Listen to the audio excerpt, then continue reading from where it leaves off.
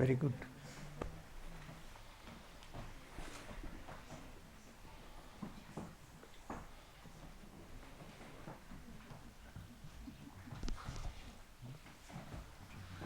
Everybody in? So you can hear at the end? Oh, fine? No? Yes.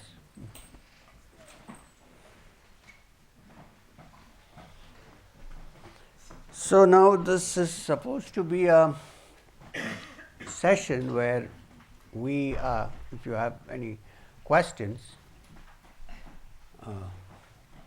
about all that we did for the last 1.5 days, and also if you have any doubts about me,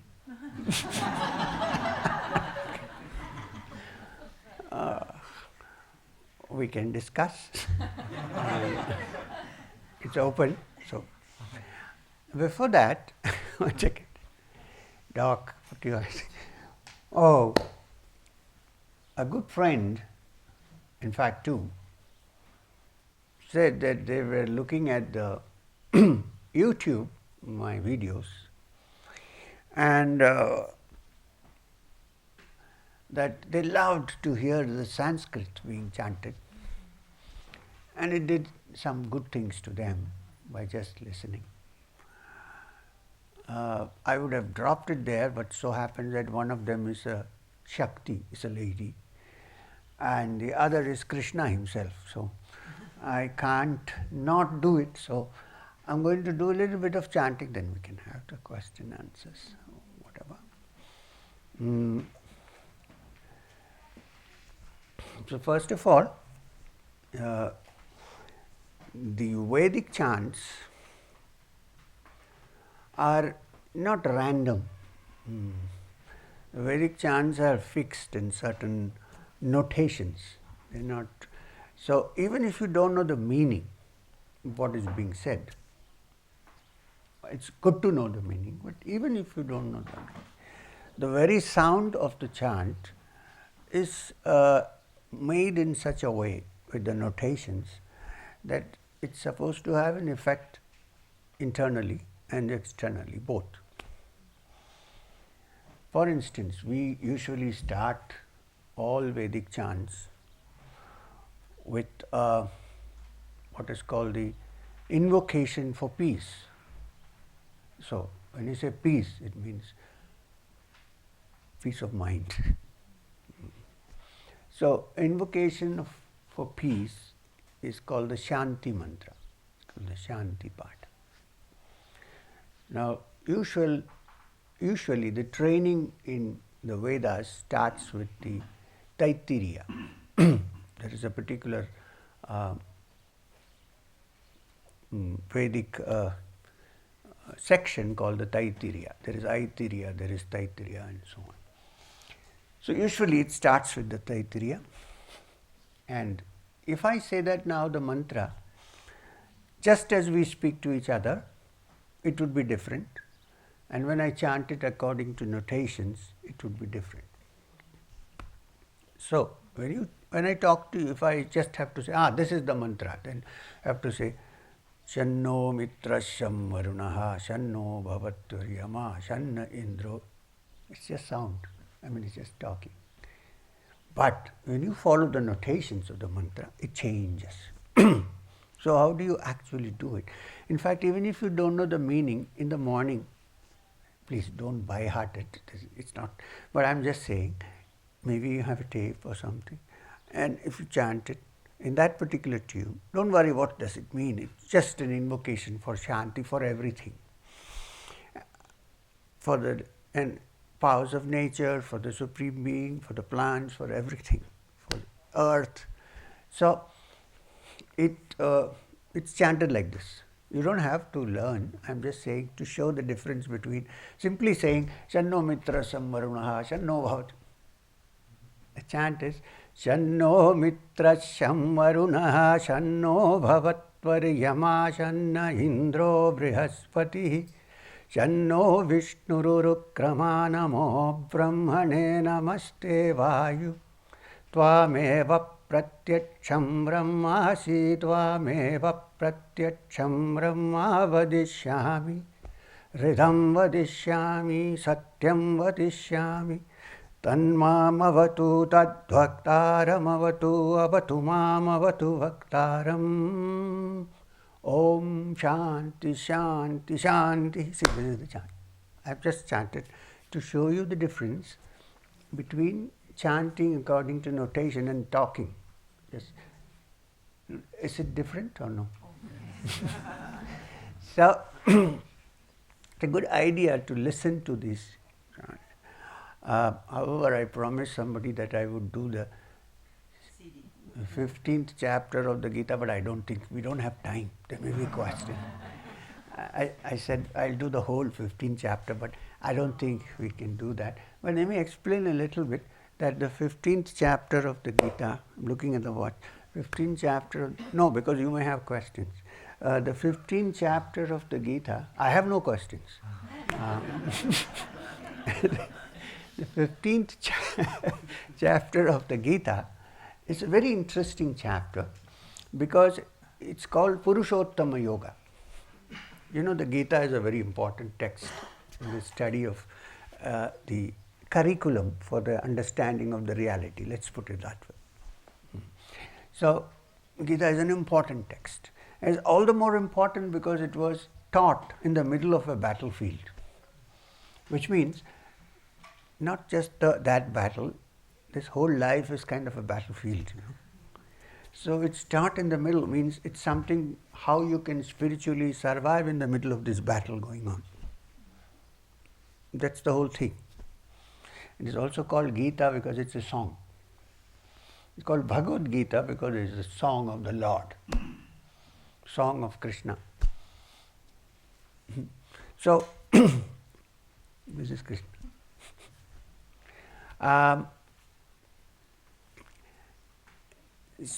There are many chapters. Actually, there are 18 chapters, and they go very carefully from one chapter to the other. The first chapter is called Arjuna Vishada Yoga, which means the yoga of Arjuna's insecurity, yoga of Arjuna's sorrow, the yoga of Arjuna's indecision, all things that we face in daily life.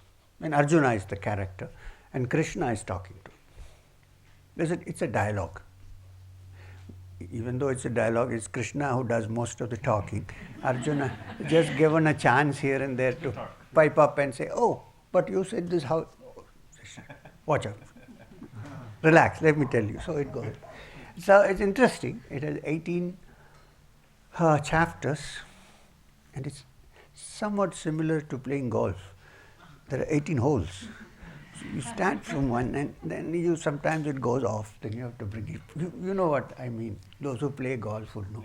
There's no 19th watering hole, but 18 holes. So,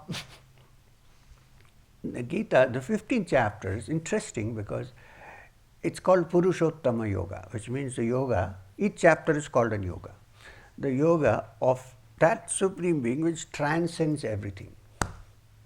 Purushottama, the highest which transcends everything. It says while it is still here everywhere, it still transcends everything.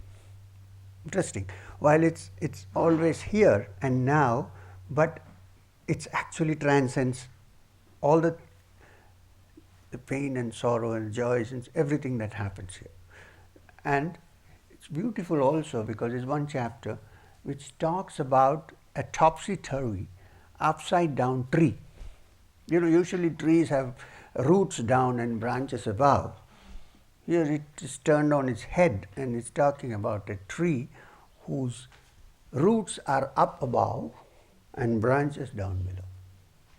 You can't see such a tree anywhere but the human body. All the controlling centers are here, roots, and the whole other oil, the branches and the leaves are all here, but the controlling sector is here. So it's called the upside down Ashwatha tree. Ashwatha is, in common language in India, we call it the peepal tree. The peepal tree is the Ashwatha in Sanskrit, Ashwatha. Biologically, it's the ficus religiosa, and it was under the peepal tree that Buddha is supposed to have got. The bow tree in Gaya is a peepal tree, but the upside down peepal tree.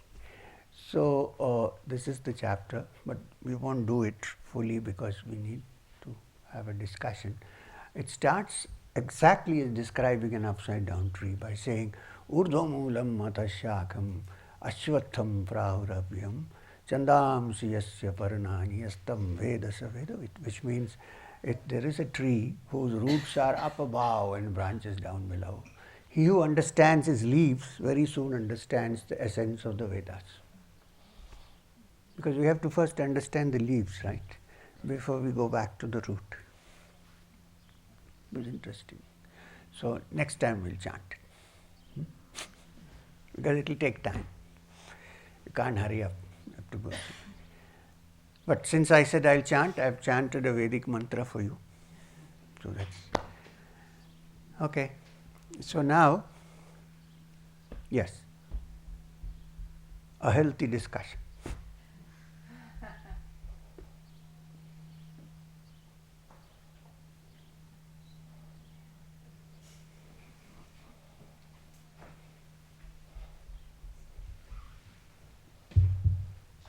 There are small people also for the satsang.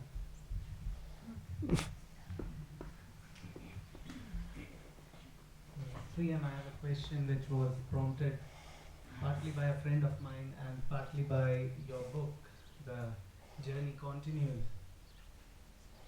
Simple question. Thank you. Age-old question between free will and determinism, destiny. Your book states, how you've talked about a lot of your previous lives. So? And where does, if things are so predetermined? They are not predetermined, for your information. After writing this book, I am telling you that they are not predetermined. They are the result of actions.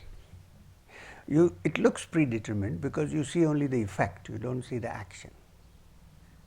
See, if I do so now there is this law of karma.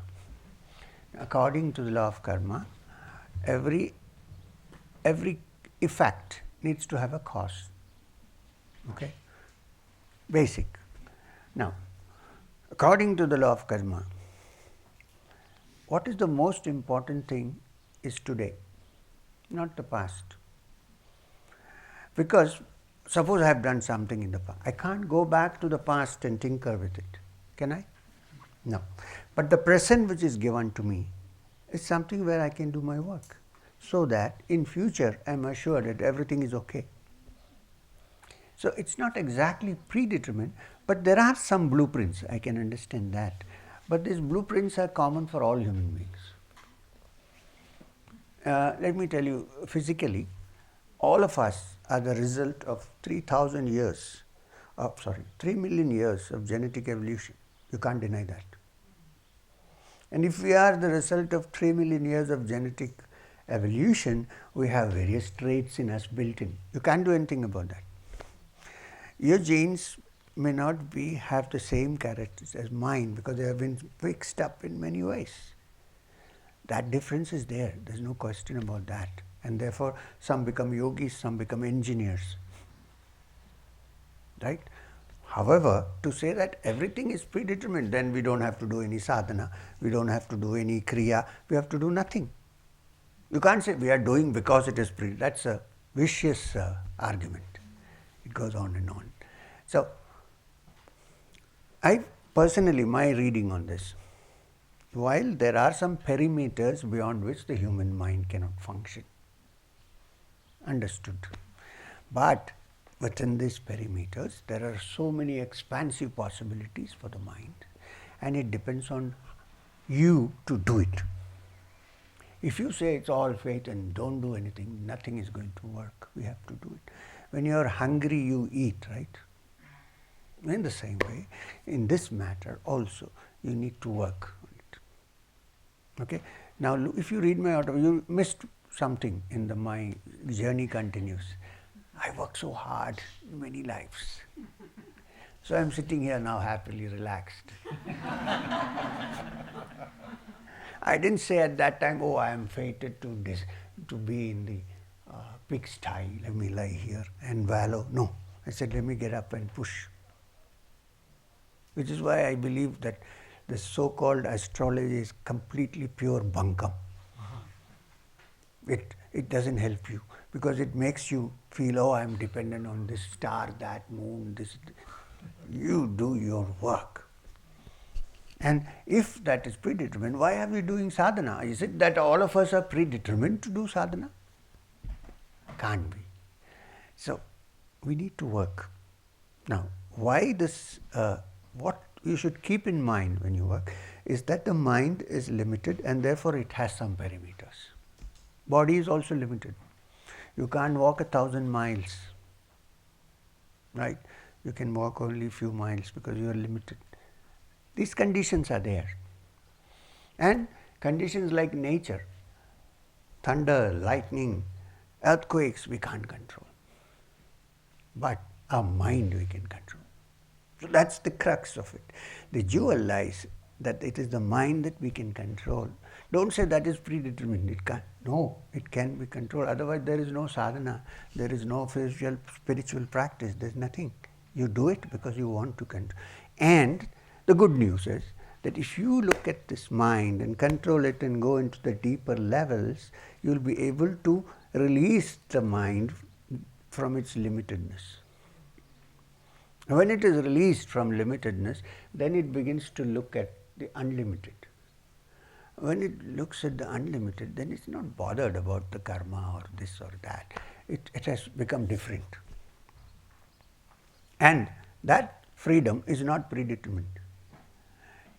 Because even the Yoga Sutras of Patanjali or the Gita, everybody exhorts you to put in your effort.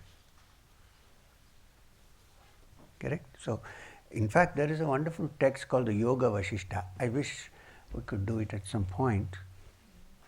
The Yoga Vasishtha is an important text because it is the advice given by, the teaching given by the sage Vasishtha, who was a great sage, to Rama, the avatara. Rama gets depressed at a young age. And he says, I don't want to go, I don't want to do this, I don't want to. So Vasishtha summons him from the palace and says, let me have a talk. So then there are questions, and of course, sometimes Vasishtha says, this is an idiotic question, don't ask me. That's a different matter. But I don't do that. And then it's a dialogue. In that, Vasishtha says to Rama, those who say that everything is predetermined and fate is taking care of us are like donkeys. Sit up, think, try to work it out for yourself. He says 10 people are working towards something and some succeed and some don't. That's because of various reasons. Not because they are fated to suffer, or you know what I mean. So that is a very fatalistic theory. Don't bring it into your life. Say that there is still an opening, I can work, move forward.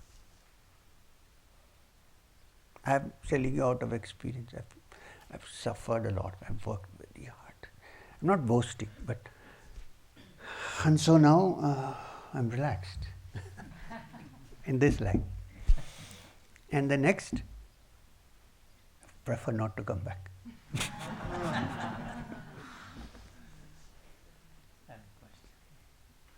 Sir. Okay? We move? Every morning when I get up, just open my... His voice is clear, but it may not go there.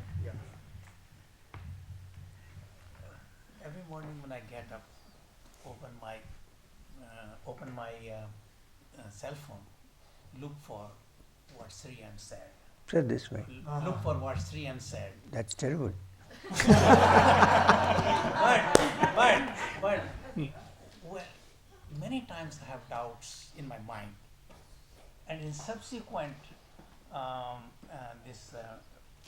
blocks, I get those clarity. clear. Mm. So there are some doubts which are, I know very unique, Mhm. but they're answered. How? I don't know. So is there I don't know either. so my question is that is there any when you write blogs, is there any thinking or Okay. writing or Now I'm going to let you into a secret. The blogs are not mine. Well, they are, but I don't decide what goes every day. Right. I don't decide. I have put two people in charge of looking at the blogs and deciding what should come on every single day. So they decide. Well, I do guide them in some way, but Yeah. but the decision is theirs, and therefore you're probably getting the correct thing. yeah. So I All I'm not- trying not- to say is, I'm innocent. of it. So I get answers many times. I have doubts on my mind. Yeah. And I get answers. That's what it is meant for. That's what it's meant for. It's meant for people who have doubts, who want to clear, then they read and they set about thinking. Sometimes when you read the blog, you may say, no, this can't be. You may have your doubt. But you wait, read after 2-3 days another blog, and then you'll probably an answer to this. So I have given some material which I think is important, and these people choose, and now they have become experts. Now, even if I say, why did you put that blog, they'll give me reasons why. That's okay, I don't mind. And they're all Shaktis, so what can I do?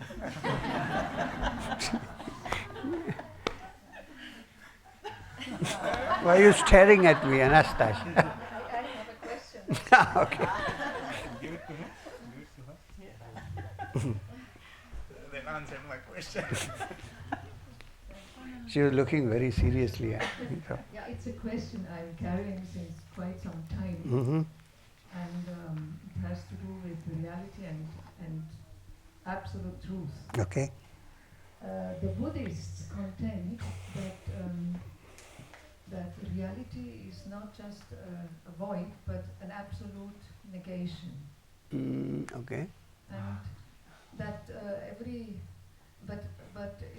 but Sri Shankaracharya says in Vriksha Viveka, he says that everything that appears, every appearance, multiplicity,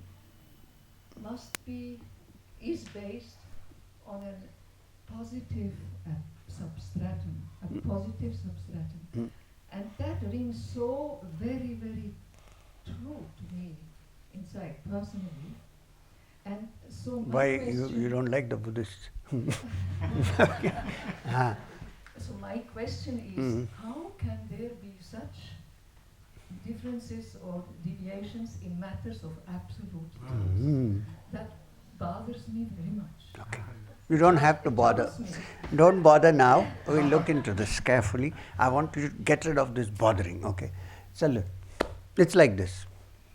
You said something which is intrinsically, the first sentence you said was not entirely true, which is, you said that the Buddhists say that the ultimate is not the void but a complete negation. Sorry, they say that it's the void which comes through negation.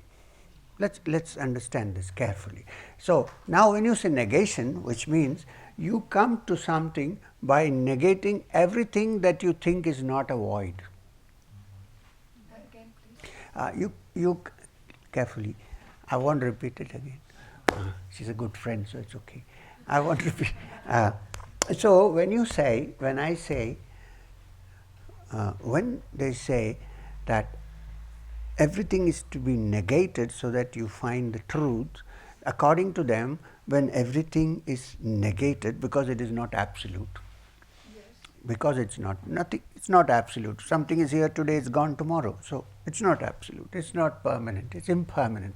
So when you keep on reducing the impermanent or negating. Oh, now you're using Shankara's word, I'm talking about Buddhism. Okay. So when you negate, so that's what I was going to tell you. So when you negate and then you come to the void, when you cannot negate anything more, you stop, the mind can't. Then there is rest. In that silence there is the void. That void is not a negation. Okay? Now, when you say void, what does it mean? Shunya. The word they use is shunya. What is shunya? Shunya is not nothing. It's no thing.